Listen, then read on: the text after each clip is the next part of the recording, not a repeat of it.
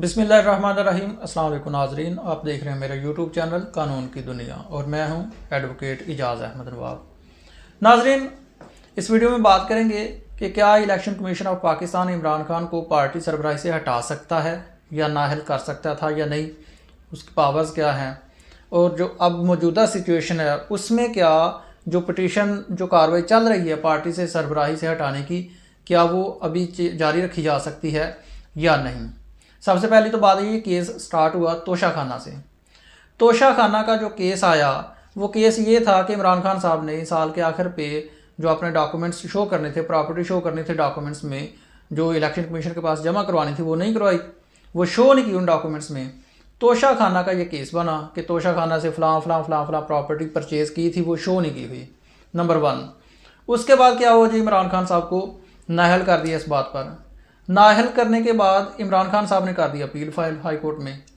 जब appeal file कर दी तो बाकी कार्रवाई से रोका गया, लेकिन इलेक्शन कमीशन ने अपना काम जारी रखा।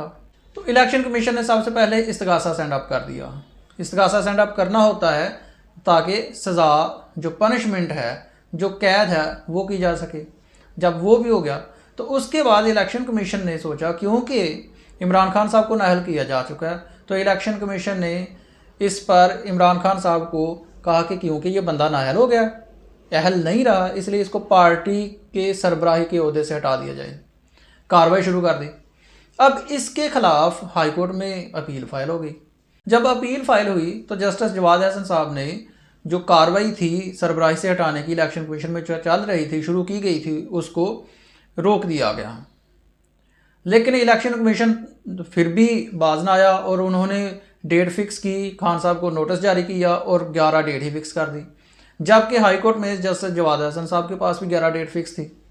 आज जब 11 जनवरी 2023 को ये केस सुना गया तो सबसे पहले आके एतराज़ किया गया एडिशनल अटार्नी जनरल साहब की तरफ से कि यह नाकाबिले समाअत है वगैरह वगैरह। वो एतराज़ात मुस्तरद कर दिए। हुक्म हमदराई में तोसीह कर दी गई कि जब तक ये पिटीशन पेंडिंग है, जो इलेक्शन कमीशन है पार्टी की सरबराही से हटाने से बाज रहे। ये सिचुएशन थी आज के केस की। लेकिन देखना ये है कि क्या इलेक्शन कमीशन जो है इमरान खान को पार्टी की सरबराही से हटा सकता है या नहीं। अब केस क्या है कि क्योंकि वो इलेक्शन कमीशन है, वो कोर्ट नहीं है, तो वो किसी भी बंदे को सबसे पहले तो नाअहल नहीं कर सकते, और अगर वो नाअहल कर दिया है तो पार्टी के ओहदे से वो हटा नहीं सकते। सबसे बेसिक बात यह है कि वो नाअहल कर सकते था या नहीं। ये अब क्वेश्चन है कोर्ट में। जब ये क्वेश्चन पुट अप हो गया कोर्ट में तो इलेक्शन कमीशन की कार्रवाई रुक गई जब तक वो जो अब केस का मेन का फैसला नहीं होता, तब तक तो इमरान खान साहब को पार्टी की सरबराही से किसी भी तरह से इलेक्शन कमीशन नहीं हटा सकता। उसके बाद अगली बात ये आ गई, देखना ये है कि क्या इलेक्शन कमीशन जानबदाराना फैसला कर रहा है, जो इमरान खान साहब का इल्ज़ाम है। तो वो ये है फैसला नहीं, सॉरी, कार्रवाई तो वो ये है कि बात शुरू हुई स्क्रूटनी से, यानी कि फंडिंग स्क्रूटनी से।